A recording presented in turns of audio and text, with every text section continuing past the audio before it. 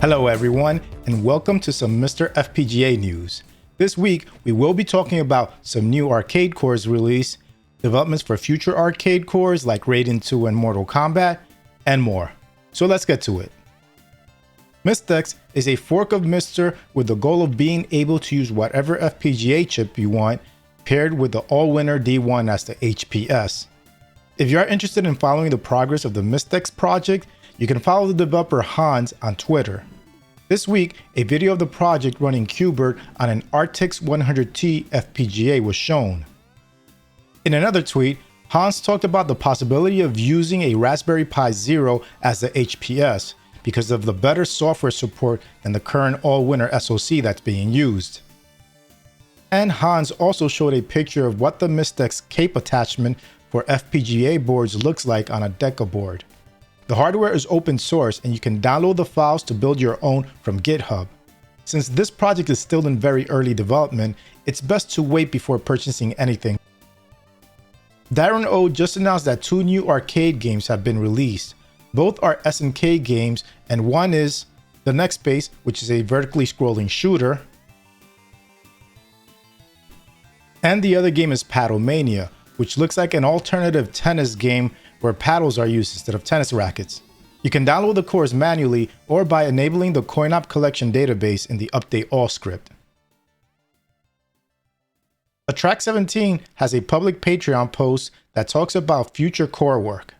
Jalico's Mega System 1 is a core that's being planned on next. Some games that run on this hardware are Saint Dragon, the Steinax, 64th Street, A Detective Story, and more. Track 17 also talks about work for the NARC core, obtaining schematics for some arcade boards, and the work that's being done for Raiden 2. Visit the public Patreon post to get all the details. The arcade cores that Peirco released on Patreon earlier this week have now officially been released for MiSTer, so you can now download them by just updating your MiSTer. The games include Jack the Giant Killer, Freeze, Zizix, Super Casino, and Tripool. The recently released M92 core has received a small update that gets Ninja Baseball Batman working. The core is still in alpha, so there's still more work to be done. Robert's Secret Core is now booting games in its software emulator. There is even one game that's more or less working, but with graphical glitches, because only basic graphic features have been implemented. The next step for the emulator is to continue work on the graphics system. We can expect to see more screenshots once the graphics system is more polished. And hopefully that gives us at least a hint of what this core could be. If you want to see what the progress is for each component of the emulator, you can check out Robert's Patreon post. Jotego has mentioned that now that the Konami CPU is done, they are now in the testing phase for the CPU. In regards to Outrun, it turns out the frame buffer that was implemented is still too slow to handle all scenes, so the core is still exhibiting some graphical glitches.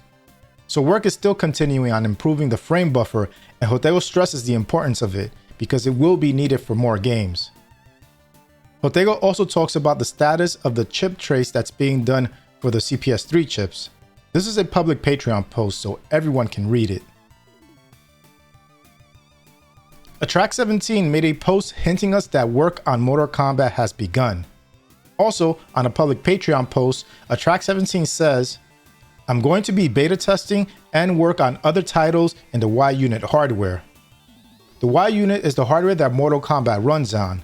Other games running on that hardware are High Impact Football, Smash TV, Total Carnage, and more. Peirco implements a DMA on the Express Raider core. This will eliminate sprite flickering in the game.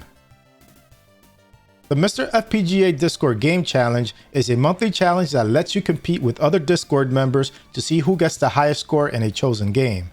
This month's game is Capcom's Pirate Ship Higemaru. This is a single credit score challenge at default settings and goes on until April 14th.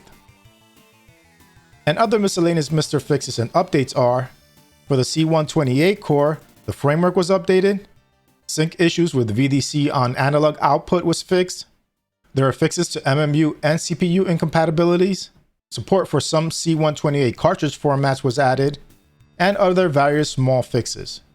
That's it for other updates. Please also try to support Sorge, the maintainer of the MiSTer project, and other MiSTer developers and contributors on support platforms such as Patreon and Ko-fi. Their hard work allows us to enjoy this amazing project. So that's it for this week's episode. I provided links to all my sources in the description. Make sure you also check out retrorgb.com to see my MiSTer news videos in blog form and to get more retro related content. And if possible, support them on Patreon too. Anyway, I hope you enjoyed this video. If you did, please give it a like. And if you want to see more content like this, hit the subscribe button and its bell icon so you can get notified of future videos. Thanks for watching, and I'll speak to you next time.